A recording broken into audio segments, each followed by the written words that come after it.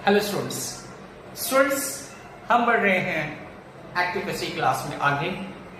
Last class में हमने active passive सीखे थे बनाना, हमने प्रेजेंट डेफिनेट कर रहे थे और हमने आपको काम भी दिया था कि आप इस सेंटेंसेस लिखें। स्टूडेंट्स, मुझे उम्मीद है कि आपको इनके पैसिव बनाते समय प्रॉब्लम्स आ रही होगी, कुछ प्रॉब्लम्स आ रही होगी और वो हो सकता है प्रॉब्लम्स इस वजह से हो रही हो कि आप उन सेंटेंसेस के भी पैसिव वाइज बना रहे हो जिन सेंटेंसेस के पैसिव वाइज होते ही नहीं। ठीक सुना आपने, कुछ सेंटेंसेस ऐसे होते हैं जिनके पैसिव वाइज होते ही नहीं है। आप कहेंगे सर आपने पहले क्यों नहीं बताया कि किस प्रकार के सेंटेंसेस के पैसिव वाइज होंगे ही नहीं तो हम बनाते नहीं, हम परेशान नहीं होते। तो स्टूडेंट्स, आज की क्लास में हम उन्हीं चीजों को डिस्कस करने वाले हैं। ऐसे कौन से सेंटेंसेस होते हैं या ऐसे कौन से फैक्टर्स होते हैं जिनके कारण उनमें पैसिव वॉइस, उन सेंटेंसेस का पैसिव वॉइस बनेगा ही।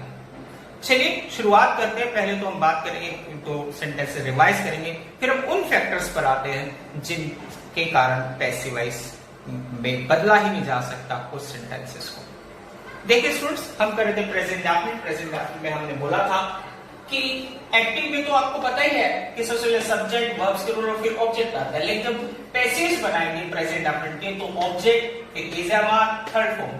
मैंने बोला था बिना थर्ड फॉर्म के कोई भी पैसिव वॉइस नहीं बनते। और बाद में आता है बाय और फिर सब्जेक्ट। जैसे हमने सीखा था ही प्लेज क्रिकेट, तो क्रिकेट सबसे पहले आ जाता है क्रिकेट, फिर इज हमारा इज प्लेड बाय, ही का क्या हो गया हिम।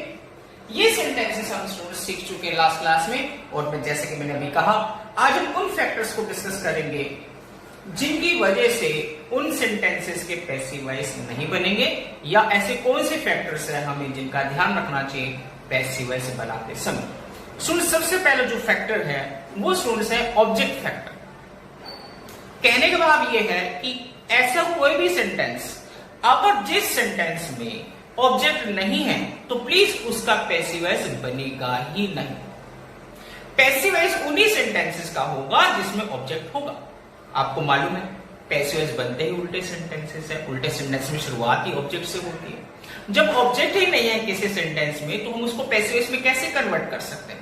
आपको याद होगा जब हम एक्टिव सीख रहे थे, जब हम ट्रांसलेशन कर रहे थे, टेंस कर रहे थे, उसे मैंने बोला था कि बिना सब्जेक्ट के सेंटेंस नहीं बने, तो शुरुआत ही सब्जेक्ट से होती है। ऐसे पैसिव वॉइस की शुरुआत ही ऑब्जेक्ट से होती है। अगर ऑब्जेक्ट सेंटेंस में है तो उसका पैसिव वॉइस बनेगा, अगर ऑब्जेक्ट नहीं है सेंटेंस में तो उसका पैसिव वॉइस बन ही नहीं सकता क्योंकि स्टार्ट ही नहीं होगा।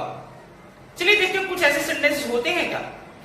देखिए जैसे he eats jam, he eats jam, वह खाता है जैम, तो इसमें ऑब्जेक्ट है, यस है, जैम ऑब्जेक्ट है। तो क्या होगा, जैम को सबसे पहले लिखा, jam is eaten by him, jam उसके द्वारा खाया जाता है। अब अगला सेंटेंस ही ईट्स, वह खाता है, मतलब तो बिल्कुल ठीक है, सेंटेंस मतलब वह खाता है। तो ही ईट्स, क्या इसमें ऑब्जेक्ट है? वर्ब के बाद तो ऑब्जेक्ट है नहीं, तो क्या हम इसका पैसिव वॉइस बना सकते हैं? नो, बिल्कुल इसका पैसिव वॉइस नहीं बना सकते। ही ईट्स का कुछ नहीं है, ऑब्जेक्ट नहीं है, इसलिए इसका पैसिव वॉइस नहीं बनेगा, क्योंकि बिना ऑब्जेक्ट के हम पैसिव वॉइस नहीं बना सकते। इसलिए ही ईट्स आगे ऑब्जेक्ट नहीं है तो इस सेंटेंस का पैसिव वॉइस नहीं बनेगा। जैसे अगला सेंटेंस देखते हैं, मैडम टीचेस अस, मैडम हमें पढ़ाती है, क्या इसमें ऑब्जेक्ट है? यस, क्योंकि मैडम सब्जेक्ट है, टीच वर्ब है और अस क्या है, हम क्या ऑब्जेक्ट है। तो ऑब्जेक्ट को हम सबसे पहले लिख रहे हैं, तो क्या लिखेंगे, वी के साथ क्या आएगा, are taught by madam, we are taught by madam, क्योंकि इसमें ऑब्जेक्ट है इसलिए इसका पैसिव वॉइस बनेगा। अब अगला सेंटेंस देखिए, अगर ऐसे लिखो मैडम टीचर्स, मैडम पढ़ाती है, सेंटेंस में कोई कमी तो नहीं है, मतलब ठीक है। अगर आप यही बोलना चाहते हैं मैडम पढ़ाती है तो ठीक है, madam teachers, sentence is grammatically correct. Madam पढ़ाती है तो मैडम टीचर्स, हम खाते तो वी ईट, कोई गलती नहीं है। लेकिन इनको पैसिव वॉइस में नहीं कन्वर्ट कर सकते, क्यों? क्योंकि इसमें ऑब्जेक्ट नहीं है। जैसे मैडम टीचर्स, उसमें ऑब्जेक्ट नहीं है तो हम इसको पैसिव वॉइस में चेंज नहीं कर सकते, इसका पैसिव वॉइस नहीं बन सकता। जैसे वी ईट, हम खाते, ईट क्या मैंने बोला क्या खाते? नहीं ना, तो उसका भी पैसिव वॉइस नहीं बनेगा। जिस सेंटेंस में अगर ऑब्जेक्ट है तो ही हम उनको पैसिव वॉइस में कन्वर्ट करेंगे। जिन सेंटेंसेस में ऑब्जेक्ट नहीं है स्टूडेंट्स कोशिश मत कीजिएगा, क्योंकि उसका पैसिव वॉइस बनेगा। हालांकि सेंटेंस अपने आप में ठीक होता है, जैसे मतलब मैडम टीचर्स, मैडम पढ़ाते, ठीक है, हम खाते तो भी ईट, हम खेलते तो भी प्ले, लेकिन हमने इसमें ऑब्जेक्ट का इस्तेमाल नहीं किया तो इन सेंटेंसेस का पैसिव वॉइस नहीं बन पाएगा। हालांकि सेंटेंसेस अपने आप में ग्रामेटिकली बिल्कुल करेक्ट है। सो दूसरे फैक्टर पर आते हैं, ये फैक्टर है प्रीपोजिशन फैक्टर। दैट मीन्स कि अगर प्रीपोजिशन है, कई बार हमें पता नहीं चलता कि प्रीपोजिशन है, हम तो उसे ऑब्जेक्ट समझ लेते हैं। स्टूडेंट्स याद रखिए, अगर प्रीपोजिशन आ गई है तो प्रीपोजिशन से आगे का जो भी कुछ फ्रेज है, जो भी सेंटेंस का हिस्सा है, वो ऑब्जेक्ट नहीं माना जाता, हमें धोखा हो जाता है कि ये ऑब्जेक्ट है। जैसे देखिए सेंटेंस में he plays cricket in the park, वह खेलता है क्रिकेट पार्क में, तो इसमें प्रीपोजिशन क्या है? इन। जैसे ही इन आ गया स्टूडेंट्स, तो यहां से सेंटेंस मान लो कट हो गया, दैट मींस ये अलग, ये ऑब्जेक्ट तो हो ही नहीं सकता, क्योंकि प्रीपोजिशन आ गई। प्रीपोजिशन जब स्टार्ट होती है स्टूडेंट्स, प्रीपोजिशन से लेके आगे तक का पूरा हिस्सा वो ऑब्जेक्ट नहीं माना जाता। हम सिखाने की भाषा में आपको बोल देते हैं, मान लो प्रीपोजिशन आ गई तो आपका सेंटेंस कट हो गया, दैट मींस दो हिस्से हो गए सेंटेंस के, पहला हिस्सा जो बच गया और दूसरा प्रीपोजिशन के बाद वाला हिस्सा। प्रीपोजिशन आते ही सेंटेंस स्प्लिट हो जाता है, कट हो जाता है, दो हिस्सों में बढ़ जाता है। तो सेंटेंस कटने के बाद अब पहले वाले हिस्से में देखिए कि क्या यहां पर ऑब्जेक्ट है। चलिए पढ़ते हैं, ही प्लेज क्रिकेट, वो खेलता है क्रिकेट, यस, इसमें ऑब्जेक्ट है तो इसलिए इसका पैसिव बन जाएगा कि cricket is played, cricket is played. बाकी बाय हिम पहले लिख दीजिए और उसके बाद इन द पार्क, या पहले इन द पार्क लिख दीजिए, cricket is played in the park by him. ऐसे में cricket is played by him in the park, जो का प्रीपोजिशन वाला हिस्सा वो लास्ट में ही लिखिए।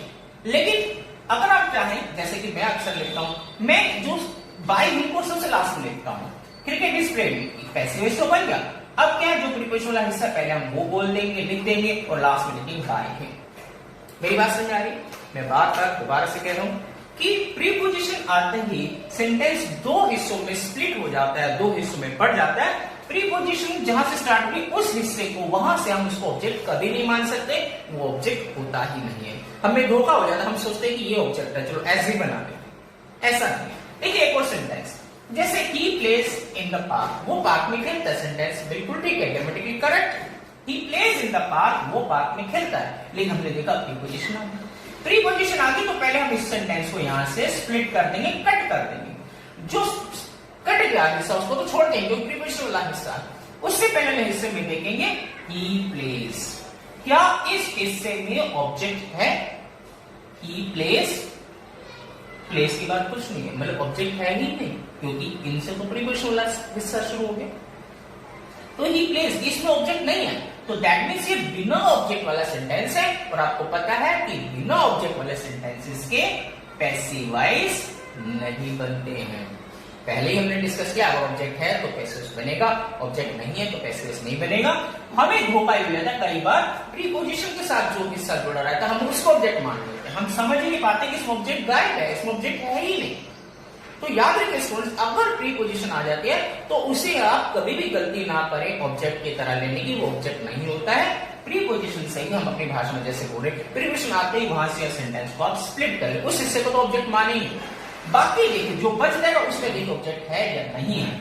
सबसे पहले सेंटेंस में क्या था, he plays cricket in the park, जैसे इन द पार्क हमने हटा दिया तो हमने देखा पार्क के हिस्से में ऑब्जेक्ट था क्रिकेट, ही प्लेज क्रिकेट, तो इसका पैसिव बन। लेकिन अभी जो हमने सेंटेंस किया he plays in the park, in the park को हमने स्प्लिट करके हटा दिया तो बाकी क्या बचा, ही प्लेज, आगे कुछ है नहीं, ऑब्जेक्ट है नहीं, तो इसलिए इसका पैसिव वॉइस नहीं बनेगा। एक और एग्जांपल देखिए सुन, ही फेल फ्रॉम द रूफ, वो छत से गिर गया, वह छत से गिर गया, he fell from the roof. Students आपने देखा फ्रॉम आता है, फ्रॉम क्या होती है, प्रीपोजिशन। फ्रॉम आते ही ये सेंटेंस यहां से स्प्लिट हो जाएगा, हट जाएगा, कट जाएगा, इस हिस्से को हम कंसीडर नहीं करेंगे ऑब्जेक्ट के लिए। बाकी हम देखेंगे कि क्या यहां पर ऑब्जेक्ट है, अगर ऑब्जेक्ट है तो हम नेचुरली पैसिव वॉइस में इसको बना लेंगे, कन्वर्ट कर लेंगे। अगर स्टूडेंट्स ऑब्जेक्ट नहीं होगा तो हम इसको पैसिव वॉइस में नहीं बना पाएंगे। चलिए देखते हैं, he fell from the roof, तो इसको तो हटा दीजिए, तो he fell, वह गिर गया। आगे क्या ऑब्जेक्ट है? नहीं है, तो इसलिए भी इसका पैसिव वॉइस नहीं बनेगा। स्टूडेंट्स आपने देखा प्रीपोजिशन वाला फैक्टर बहुत इंपॉर्टेंट है। हम प्रीपोजिशन जैसे स्टार्ट होती है वहां से आगे वाले हिस्से को हम ऑब्जेक्ट कभी नहीं मान सकते। अगर आप इसे ऑब्जेक्ट मान के करेंगे तो नेचुरली आपसे गलती हो जाएगी। ये वो सेंटेंसेस हो सकते हैं जिसमें ऑब्जेक्ट होगा ही नहीं और आप उसको पैसिव गलती से बनाओगे। स्टूडेंट्स कुछ प्रीपोजिशन के बारे में आपको बता देता हूं, जैसे प्रीपोजिशन के to, from, in, into, upon, of, at, against, with, ये कुछ प्रीपोजिशन, वैसे बहुत सारी प्रीपोजिशंस होती हैं। आपकी हेल्प के लिए मैंने कुछ प्रीपोजिशंस को हमने यहाँ पर मेंशन किए, बाकी प्रीपोजिशन को हम प्रीपोजिशन वाले टॉपिक में बहुत डिटेल से डिस्कस करें। तो स्टूडेंट्स हम बात कर रहे थे कि अगर प्रीपोजिशन वाला फैक्टर आ जाए तो वो प्रीपोजिशन वाले फैक्टर को ध्यान रखें कि वो प्रीपोजिशन के कारण बाकी जो हिस्सा जो है वो ऑब्जेक्ट नहीं है और बिना ऑब्जेक्ट के पैसिव नहीं बनते। एक और ये इस एग्जांपल ले रहा हूं मैं, ये जिसमें प्रीपोजिशन वाला फैक्टर आता है। जैसे हम लिखते हैं he goes to school, वो स्कूल जाता है। देखिए टू आ गया, टू आते ही टू प्रीपोजिशन होती है, टू आती है आगे का हिस्सा स्प्लिट हो गया, इसको तो छोड़ दीजिए। अब देखिए he goes, क्या यहां पर ऑब्जेक्ट है? नहीं है ना, तो इसलिए इसका भी पैसिव वॉइस नहीं बनता। जैसे पापा कम्स फ्रॉम ऑफिस, पापा ऑफिस से आते हैं, तो फ्रॉम आ गया, फ्रॉम से कारण इसको हटा दीजिए, ये तो ऑब्जेक्ट हो ही नहीं सकता। बाकी क्या बच गया? पापा कम्स, इसमें भी ऑब्जेक्ट नहीं है, तो इसलिए भी इसका भी पैसिव वॉइस नहीं बनेगा। स्टूडेंट्स हमने देखा कि बिना ऑब्जेक्ट के पैसिव वॉइस कभी नहीं बनेंगे। हमसे गलती क्या हो जाती है कि हम कभी कभी जो ऑब्जेक्ट नहीं होता उसको भी ऑब्जेक्ट समझ लेते हैं। कैसे? कभी कभी प्रीपोजिशन फैक्टर आ जाता है, हमें ध्यान रखना चाहिए। अगर प्रीपोजिशन है तो वहां उस हिस्से प्रीपोजिशन से जो हिस्सा स्टार्ट होता है उसको भी कभी भी आप ऑब्जेक्ट समझने की गलती ना करें, उसको छोड़ दें। बाकी फिर सेंटेंस में देखिए कि अगर ऑब्जेक्ट है तो उसको पैसिव में कन्वर्ट कीजिए, अगर नहीं है तो नहीं कीजिए।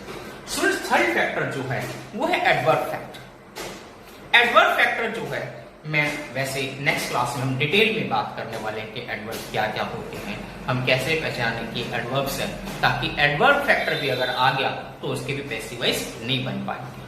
तो बस एक एग्जांपल दूंगा, बाकी नेक्स्ट क्लास में एडवर्ब के बारे में डिटेल में डिस्कस करें ताकि आप आसानी से पहचान सकें कि भाई ये एडवर्ब आ गई, चलो भाई इसका पैसिव तो बनेगा ही नहीं, क्योंकि मतलब एडवर्ब आ गई तो एडवर्ब वाले हिस्से को हटा कर देखेंगे, अगर ऑब्जेक्ट वहां बच रहा होगा तो हम उसको पैसिव बनाएंगे, अगर वहां पर ऑब्जेक्ट नहीं होगा तो हम पैसिव नहीं बनाएंगे। एडवर्ब फैक्टर क्या होता है? जैसे ही राइट्स लेटर स्लोली, वह पत्र लिखता है स्लोली मतलब धीरे धीरे। एडवर्ब का मतलब ये होता है कि वर्ब के बारे में बताते हैं कि वो किस तरीके से हो रही है, धीरे से हो रही है, वर्ब को मॉडिफाई करता है, वर्ब के बारे में बताता है, उसको एडवर्ब कहते हैं। डिटेल में मैंने कहा एडवर्ब के बारे में नेक्स्ट क्लास में डिस्कस करेंगे। अभी बस थोड़ा सा बता रहा हूं कि वह लिखता है लेटर, काम तो कर रहा है लिखने का, लेकिन धीरे धीरे लिखता है। तो जो धीरे धीरे स्लोली, ये क्या है? ये एडवर्ब है, इसलिए इसको ऑब्जेक्ट कभी ना समझे। मोस्टली एडवर्ब्स ly, लास्ट में ly आते हैं, वहां पर खत्म होते हैं, लेकिन हमेशा ऐसा नहीं है। मैंने कहा एडवर्ब वाले टॉपिक को हम नेक्स्ट क्लास में डिस्कस करने वाले हैं, जो हमारे पैसिव वॉइस से रिलेटेड है, उतना ही हम डिस्कस करेंगे। तो हमने देखा स्लोली और लाउडली, ऐसे ly वाले जो चीजें जो बताते हैं, वर्ब के बारे में बताते हैं कि ये काम किस तरीके से हो रहा है, किस मैनर से हो रहा है, उस चीज को बताते हैं। तो इसलिए इनको एडवर्ब वाला फैक्टर भी जरूरी है, इनको आप ऑब्जेक्ट ना समझे। देखिए ये स्लोली था, हमने इसको हटा दिया। बाकी देखिए सेंटेंस में ऑब्जेक्ट होगा तो हम पैसिव वॉइस में चेंज कर पाएंगे, अगर ऑब्जेक्ट नहीं होगा तो पैसिव वॉइस में हम बिल्कुल भी बदल नहीं पाएंगे। जैसे ही राइट्स लेटर, स्लोली को तो हमने हटा दिया, ही राइट्स लेटर, तो देखिए राइट के बाद लेटर बचा और इसलिए इसका पैसिव वॉइस बन जाएगा। तो क्या लिखेंगे? Letter is written by him, slowly लिख दो, या पहले जो था वही लिख लो, स्लोली बाय हिम। ये हमारी मर्जी है कि हम जो एडवर्ब वाला हिस्सा पहले लिख के तब बाय हिम लिखें, या पहले बाय हिम लिख के बाद में वो एडवर्ब वाला हिस्सा लिखें। अगला सेंटेंस, ही राइट स्लोली, वो धीरे धीरे लिखता है। ही राइट स्लोली, मैंने कहा स्लोली एडवर्ब है, इसलिए इसको तो हटा दिया। अभी इसको हटा के स्प्लिट करके कट करके बाकी हिस्से में देखेंगे क्या ऑब्जेक्ट है। अगर ऑब्जेक्ट है तो हम इसका पैसिव वॉइस बना सकते हैं, अगर ऑब्जेक्ट नहीं है तो इसका पैसिव वॉइस नहीं बना सकते। तो ही राइट स्लोली, स्लोली को हटा के मुझे लगा वह लिखता है, आगे कुछ है ही नहीं, ऑब्जेक्ट है ही नहीं, तो इसलिए स्टूडेंट्स इसका भी पैसिव वॉइस नहीं बनेगा। तो स्टूडेंट्स एक हिस्सा और है, ये इंट्रांसिटिव वर्ब का फैक्टर जो होता है वो भी हमें कंसीडर करना पड़ता है। हम कैसे पहचानेंगे कि कौन सी वर्ब्स होती हैं जिनके पैसिव्स बनते ही नहीं। इंट्रांसिटिव वर्ब के बारे में हम डिटेल में क्लास में डिस्कस करने वाले। फिलहाल मैं यहीं पर रुकता हूँ और हम इस क्लास को वाइंड अप करते हैं। वाइंड अप करते हैं मतलब कि जैसे मैंने सेंटेंस आपको दिए थे, पैसेज बनाने के लिए आपको कुछ दिक्कतें आई होंगी क्योंकि आपको इस बारे में शायद अवेयर ना हो, आपको पता ना हो कि ये नहीं कि हम हर सेंटेंस को पैसिव वॉइस में बदल सकते हैं, ऐसा नहीं है। हमारे पास कुछ रूल्स हैं, हमें ध्यान रखना पड़ता है, कुछ फैक्टर्स हैं जो अफेक्ट करते हैं पैसिव वॉइस बनेंगे या नहीं बनेंगे। याद रखें कि अगर ऑब्जेक्ट है, मेन अंडरलाइन क्वेश्चन ही है, अगर ऑब्जेक्ट है तो हम उसको पैसिव वॉइस में बना सकते हैं, अगर ऑब्जेक्ट नहीं है तो उसको पैसिव वॉइस में कन्वर्ट नहीं कर सकते, क्योंकि पैसिव वॉइस स्टार्ट ही ऑब्जेक्ट से होता है। और कौन कौन से फैक्टर्स हैं जिनसे हमें पता चलेगा। नंबर 1 फैक्टर मैंने बोला है कि ऑब्जेक्ट फैक्टर तो है जिसके बारे में बोला कि वो होना चाहिए और बिना ऑब्जेक्ट के नहीं बनेंगे पैसिव वॉइस। पैसिव वॉइस का पहला फैक्टर ऑब्जेक्ट फैक्टर। दूसरा है प्रीपोजिशनल फैक्टर कि अगर प्रीपोजिशन आ गए तो प्रीपोजिशन के से जहां स्टार्ट हो रहा है प्रीपोजिशन से ही जो बाकी का हिस्सा है उसको हम ऑब्जेक्ट नहीं मान सकते, उसको हटा के हम देखेंगे बाकी बचे हुए हिस्से में अगर ऑब्जेक्ट है तो हम उसको पैसिव वॉइस में कन्वर्ट कर सकते हैं, और ऑब्जेक्ट है ही नहीं तो हम उसको पैसिव वॉइस में कन्वर्ट नहीं कर सकते। क्यों? क्योंकि हमें धोखा हो जाता है कई बार, हम वो जो प्रीपोजिशन से स्टार्ट होने वाला जो हिस्सा है उसको ही हम ऑब्जेक्ट समझ के हम उसको सबसे पहले लगा के हम गलती करते हैं पैसिव वॉइस बनाने की, जो कि एकदम गलत होता है। और तीसरा फैक्टर और चौथा फैक्टर हम अगली क्लास में डिस्कस करने वाले हैं, वो है एडवर्ब फैक्टर और इंट्रांसिटिव वर्ब फैक्टर। स्टूडेंट्स आज की क्लास में इतना ही, प्लीज नेक्स्ट क्लास में आपसे फिर मिलेंगे। Good bye.